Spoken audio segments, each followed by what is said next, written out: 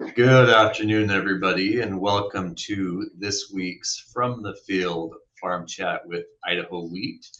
My name is Ryan Mortensen. I am the Communications and Programs Manager for the Idaho Wheat Commission, and we are so happy to have you all joining us today.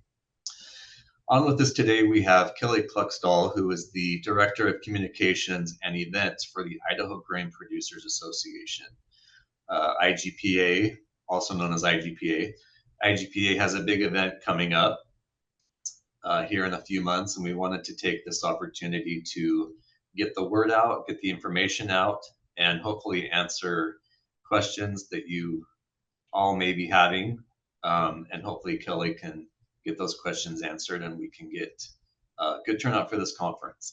So Kellie, I'm going to go ahead and give the time to you. If you'll just give us a brief introduction of you, what you do for IGPA, kind of the background of Tri-State, and now what we have coming up as the convention for 2025. Sure, absolutely. Yeah, thank you so much, Ryan, and to your team for having us on your podcast today. This is going to be great. Yeah, for those of you who don't know me, my name's Kellie Kluksdal. I've been with Idaho Grain Producers for coming on 8 years this fall, believe it or not. And I'm currently apparently the longest member, or staff member, I should say. We've had some changes over the last year or two, and so I'm the old person there now. Apparently I know the most, but I don't always feel like I know the most. So, but we do have a great staff. Myself, Maya Aguirre-Landa, our new executive director, who has been with us since last fall. It'll be a year for her this October.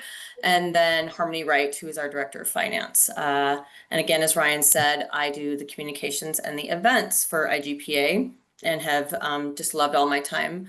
We're working with growers and working with the Wheat Commission, working with the Barley Commission, and we're excited for this new event that we're putting together.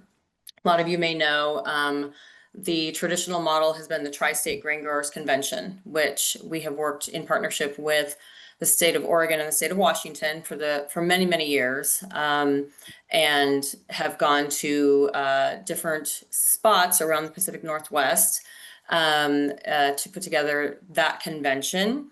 It's usually in Spokane or Coeur d'Alene, and every other year or every few years, Idaho has the opportunity to host. So this year is our chance to host. And about a year ago, the decision was made. We wanted to try something different. We wanted to move away from the Spokane Coeur d'Alene area and just see how that looked for our growers, and if that was a benefit to the growers in the state of Idaho, moving it to a new location. If we brought it further south, would we get a bigger population of folks being able to attend? So with that, we decided to move it to Sun Valley, Idaho this year, and we're really looking forward to it. We have the state of Oregon joining us. Our friends at Washington had already made their plans and had decided to stick with their model for this year. But Oregon said, sure, we'll come over. We'll see how it goes with you guys this year. So we were thrilled to have them join us. And then we started brainstorming, and we thought, what else could we do and who else could we invite to really make this a good event and a valuable event? So we invited the Idaho Oilseed Commission to join us, and the PNW Canola Association, PNWCA. So the canola folks will be with us as well. So the new title is instead of Tri-State, it's the Idaho-Oregon Grain and Oilseed Convention. And it will be again this November. It's the same week that it's been the last several years, the week before Thanksgiving. So that starting Tuesday night, all day Wednesday, all day Thursday programming. Folks will head home Friday morning. So it's the same format that folks have known for many years in the Tri-State model, just moving it to a new location and trying some different things. So. Great, thank you for that background, Kellie. Just a reminder for our listeners, if you have a question or comment, please raise your hand or unmute your mic or pop it in the chat, and I'll make sure to get that question or comment addressed. So Kellie, I know planning a convention at this caliber, I know it's difficult and maybe hard to come up with a title or a theme, an overarching theme to bring the community, the farmers, those attending together. Can you highlight the theme and tell us what inspired the theme, resilience, innovation, and community? So yeah, absolutely. So some of those words were kind of thrown around in the beginning, the resilience, definitely part of this. I think the theme we ended up landing on is growing in spite of adversity. So we've kind of moved some things around a little bit, but it all kind of goes together. Really, it's just kind of a reflection of what's going on in the world today, in the world of business, in the world of trade, with just how we're doing business these days, and really how important it is for ag to be united during these times, and just how we deal with adversity, how we deal with regulations and things going on, and how we come together and new ideas. So growing in spite of adversity is kind of where we landed, and we're hoping to kind of branch off from there with all of our different programming topics. So. And going along with the theme, can you talk about some of the topics that will be addressed, some of the Mhm. topics that will be addressed, some of the speakers that you have Sure. secured for the convention, Yes. and what farmers and participants can look forward to at that aspect? Sure, absolutely. Yeah. As you know, Ryan, since we've been working closely together on this, we're still sort of in the process of confirming speakers. But I can go over a few that we have. I've got my notes here because they all have pretty big bios, and I won't read everything here. But we do have our keynote speaker locked in. His name is Dr. Matt Roberts. And his keynote title is going to be Surviving and Thriving in an Ever More Volatile World. And he comes from the grain and the oilseed world. So we really thought, well, this guy's perfect. He came highly recommended to us. We have his background that'll be going up on the website probably this week, I believe.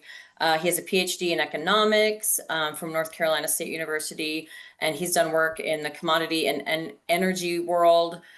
He was a broker in Vienna, Austria, a market research consultant for a pharmaceutical company. He was an assistant professor in the Department of Ag and Econ at Ohio State University. So he's got a pretty good variety in his background.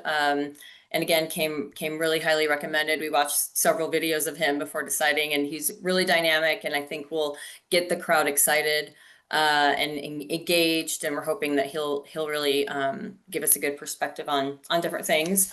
As you and I've talked recently, the Wheat Commission, you guys have a few great speakers. And I guess I should say too, we've asked our friends and our partners to help us come up with content, help us come up with these speakers. We want this to be important information. We want it to matter to the growers.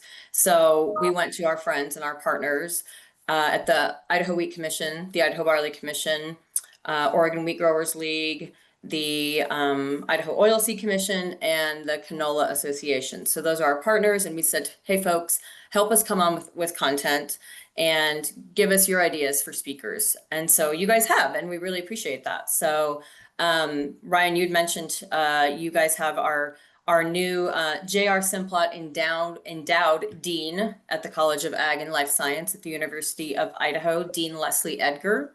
It's one of your speakers. Thank you for grabbing her. She sounds like she's going to be amazing. And I'm sure folks know her background a little bit. Came over from Washington State, where she was Associate Dean of Research for the College of Ag over there. So I was thrilled to hear that you guys had her on board as a partner speaker. And then Matt Darrington, succession planning, what to consider in Idaho from a legal perspective.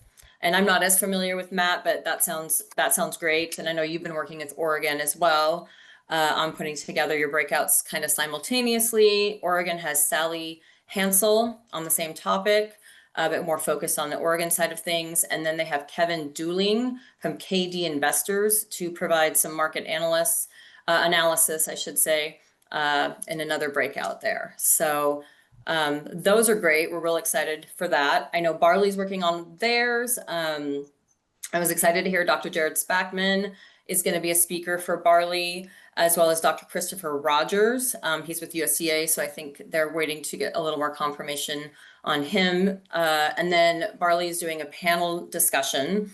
And I think they've got Dustin Camphouse from Farm Business Manager, should say, from Western Malting. And then they'll have some representatives from Molson Coors and from Anheuser-Busch. So as soon as they get those folks confirmed, we'll get that up. And then I just heard real recently from Oilseed, they've got Dr. Earl Creech. I don't know a lot about Dr. Creech, but he spent some time as an assistant professor at the University of Nevada. His research is looks like ag economics and issues facing farmers and ranchers throughout the Western US. Looks like they might have Dr. Spackman, Jared Spackman, on as one of their panelists as well. And then on the canola side, they've got Megan Townsend. I think she runs a family business, co-founded Crop Matters in 2015 with her husband, and they do independent contract research on crop varieties. And they are in, I believe, Eastern Washington. So yeah, so far we have some great speakers lined up, and I'm really excited to see what our group has put together, and really proud of our group for working so well together. So again, thank you, and thanks to all our partners for helping with all of that. Yeah, absolutely. It sounds like a great lineup. Yeah. Can you talk more about the meaning behind the convention and how you guys hope to foster unity and community between Idaho-Oregon grain growers? Yeah, absolutely. So that's really a focus for us this go around, is that we want to have people in the room together. We want folks to be talking. We want folks to be sharing ideas. We want people to be excited about seeing their old friends from past years and past conventions and such. So the majority of our programming will be together, with the exception of the Wednesday night dinner. I believe it's Wednesday night where we split off and we do our state dinners. And again, back to the tri-state model. Folks that are familiar with that will remember we'll do an Idaho night, and an Oregon will do their night. So beyond that, most of our programming will be together. We have a lot of fun events planned. We have bingo. We have some maybe some blackjack tables, kind of some fun things for the first night, and lots of we're hoping just for some really fun events to get people together and socialize and really provide an opportunity to foster those relationships. So Corey, I noticed you unmuted. Did you have a question or comment? I don't think I unmuted. I'm not open it. Oh, okay. Right now. Okay, just wanted to make sure. So Kellie, I just want to mention, so the Idaho Wheat Commission partners with the Idaho Grain Producers Association for lobbying on behalf of our grain growers. Because Idaho Wheat is funded by an assessment, we are not able to lobby and talk about policy and issues that are surrounding farmers today. Can you tell us, in your experience with IGPA and some of the recent issues going on, how farmers are staying resilient in agriculture today, what kinds of things they're facing, what kinds of things can be addressed at this convention that might boost their resilience in agriculture and in their profession of farming? Yeah. I think, we chatted a little bit about this morning and ran some ideas by each other, but I think, things that make you resilient are kind of the same across the board. The industry is growing and it's changing. And I think just the ability to adapt and be willing to listen to new ideas, in your forward planning, working with your partners in the industry. I think it probably looks a little different for every generation. Your succession planning, in precision agriculture, I think just being willing to adapt is really important right now. And I think that'll be a big focus of some of the programming that we're trying to put forward is, in these changing times, how do you adapt? What does that look like? What does that really mean? And how do you stay, resilient, and how do you stay relevant, I guess?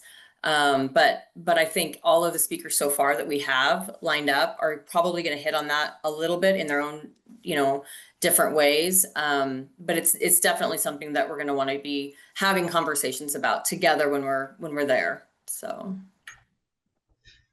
what as an organization, what do you hope attendees will take away from the 3 days at this convention? I think really we hope folks walk away and say, wow, that was a great convention. That was worth my time. That was worth my money. That was worth, traveling over to Sun Valley. It was worth bringing my family. And hoping that they really come away with some new ideas and some, hopefully some new friendships, but really just hoping that they have a great time seeing old friends, fostering those friendships, and thinking, wow, they put some thought into the content here. This wasn't just thrown together. This is well thought out content. This was relevant content. This was new content that we needed to hear. And I think sometimes we go to all of us, different conventions, different meetings over the course of the year. And we're hearing the same thing over and over. So our goal is to give relevant information, but hopefully new ideas as well. So, yeah. A little plug here for IGPA. After the convention, after people have been able to talk about issues, talk about their challenges, what they're facing right now in the farming industry, how can you support growers and how can they stay connected to each other year round beyond the convention? I know there's a lot of opportunities to become more involved. Can you talk more about the role of IGPA and how? Sure. Absolutely. Yeah. More involved?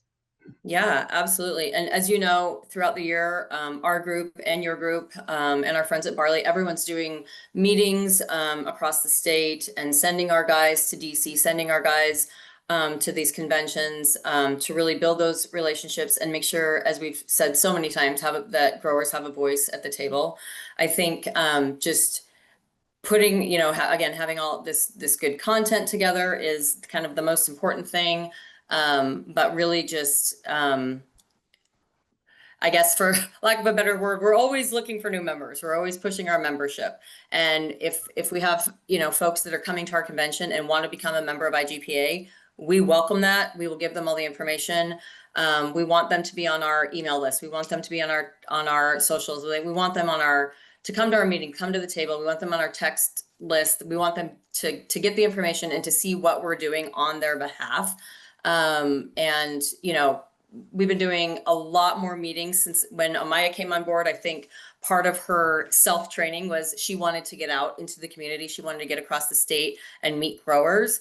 And so she has been out a lot lately. She went out first thing, I think she was out in December, and then she's been touring the state the last couple of weeks doing county meetings and district meetings and bringing guys to the table. And, remember, we are reminding our guys, bring your neighbor, bring your friend down the road. Because it's all of our voices together that really is what gets the job done. We have to all be on the same page and be at the table. So again, throughout the year, hopefully, folks will be coming to our district meetings, coming to other events.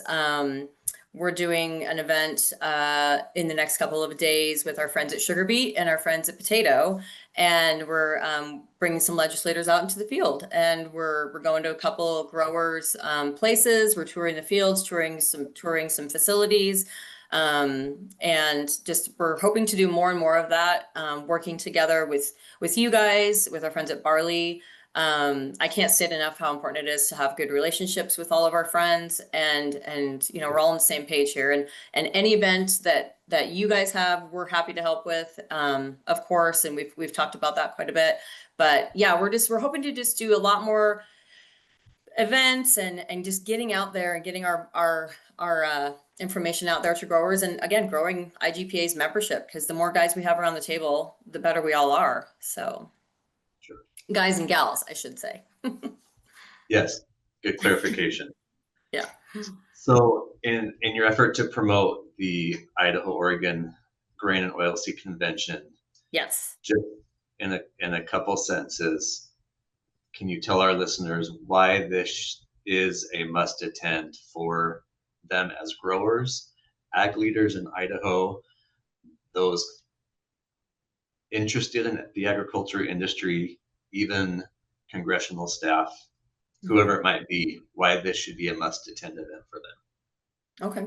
Yeah, I think the main thing we want to get across is that we know that this looks different this year. We know this isn't the same model everyone's used to. And there might be some growing pains with that. You know, sometimes change is hard, but a lot of times change is good, and sometimes it's necessary to see that growth and get, you know, a group like ours to the next level. And it's really what we want to do. We want to take IGPA to the next level, take our associations to the next level.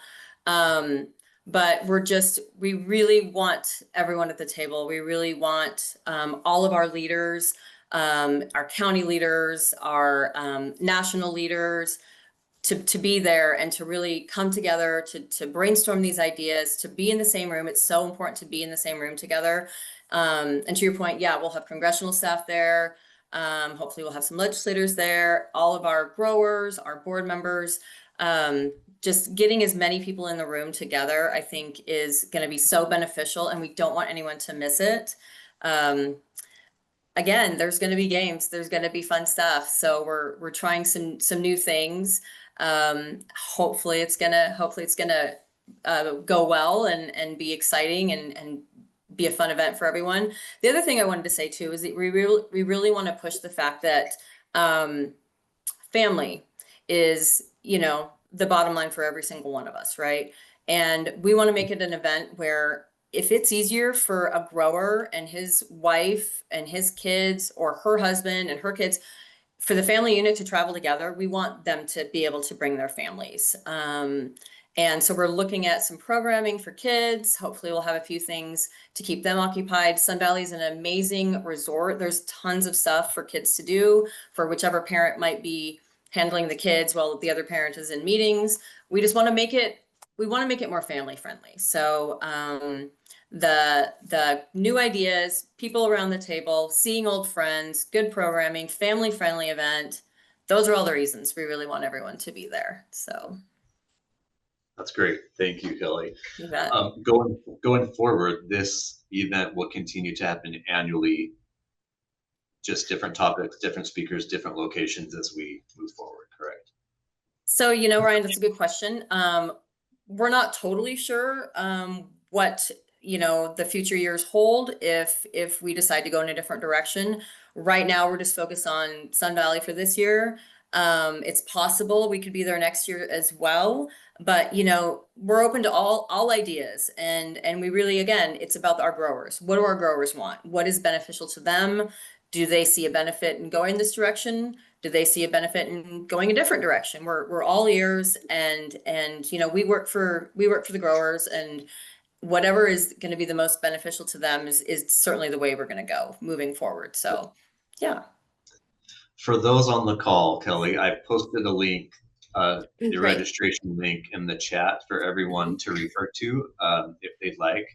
Can Yeah. you talk about, just real quickly, Kelly, can you talk about pricing, early bird pricing, what they can expect on the registration sites?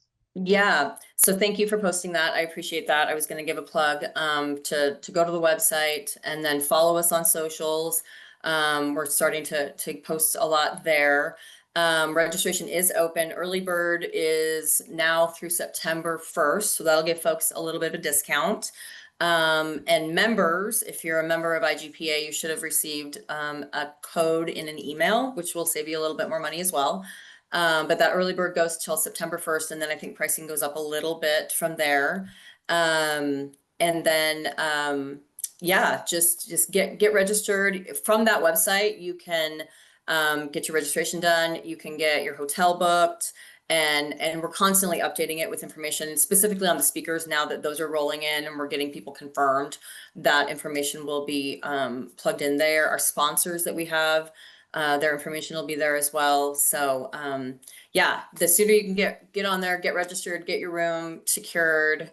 We have a huge block of rooms, both at the inn and at the lodge. And they gave us a really good price on the room blocking. So yeah, as soon as you want to get on the website and get that done, and get our numbers up there. So Yeah, absolutely. yeah. Just a question that's come into the chat, Kelly. Is the goal to eventually bring the tri-state convention back together in the future? Can you? It's a great question. And again, it's one that I don't feel comfortable answering for my growers. Again, it's up to them. We're going to see how it goes this year, and we're going to see what everybody thinks. And we're going to come together like we always do as a team and as a group, and as a board, and working with our friends at Wheat and with Barley and our friends in Oregon and Oilseed and Canola. And we'll say, how did this work for you? Was this good? Do we need to go back to the old model? Do we need to go to a different model? So it really is going to just depend on how it goes this year. And we're excited, we're hopeful, but at the end of the day, it's whatever our growers are wanting and needing from us. So yeah. Okay. Yeah. Well, Kelly, thank you very much for your time and information today. Questions or concerns, people registering, they can reach out to you directly. Yeah. Most of you on the call here have my email or have my phone, go ahead and text. For those of you that don't, if our our generic email is just info@idahograin.org, and that will come to us. Again, that's info@idahograin.org, and that'll come straight to us, and we can answer any questions or concerns or issues or problems that you're having getting registered or whatever. We had an issue last week with getting some kids registered, so we've got that taken care of now. So should be good to go. Good to know. Thank you again for your time, Kelly. We appreciate it. Those listening online today, thank you for joining. I just want to remind everybody that Idaho Wheat will post this recording to our social media as well as our website and our Spotify platform. So look for that coming out in the next day or two, and then join us right back here for our next From the Field Farm Chat with Idaho Wheat. Thanks again, everybody, for joining.